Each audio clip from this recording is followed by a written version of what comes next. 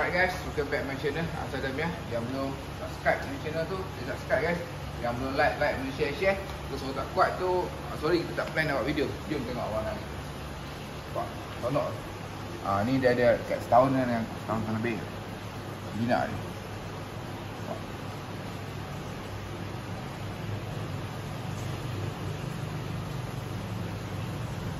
Sama dekat dengan ni.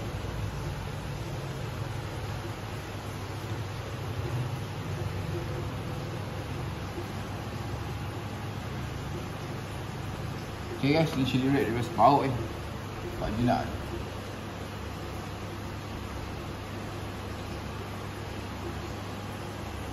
Sama dekat dengan ni guys.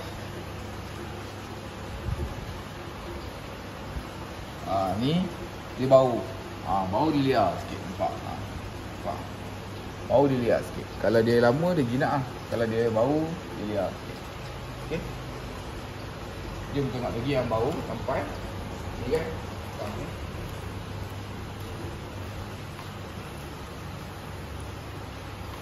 Ni liar juga.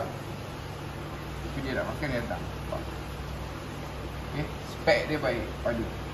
Tengok ni, dayung dia lebih bertengah. Nampak?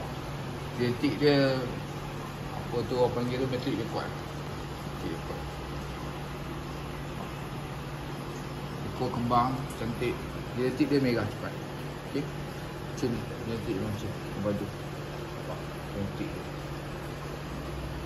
Okey, ini kita buka lampu. Ni lampu biasa, tadi kat sana ni lampu main sebagai plus. Dan ni lampu biasa, lampu murah lah. Okay. Nampak?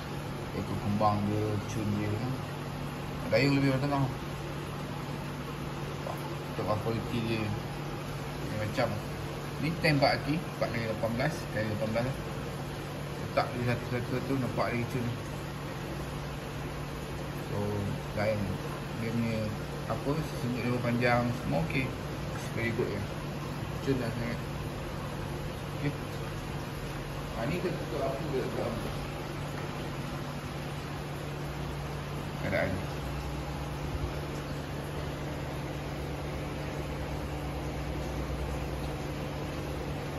Dia nak tak buka lampu, nampak. Alright guys, okey. So yang belum follow dia YouTube tu, follow guys. Yang belum like, boleh share. Okey guys. So nak tahu apa-apa lagi tentang warna, so boleh komen, boleh tanya-tanya soalan. Alright guys. So kita ada kat sini chili red dia bau, dan kita ada apa tu, blue lah. Chili red ni dia memang genetik yang kita bawa masuk ni memang padu-padu guys. Dia punya ekor dia, dia punya dayung dia memang marvelous lah. Okay guys, kita pergi, bye bye.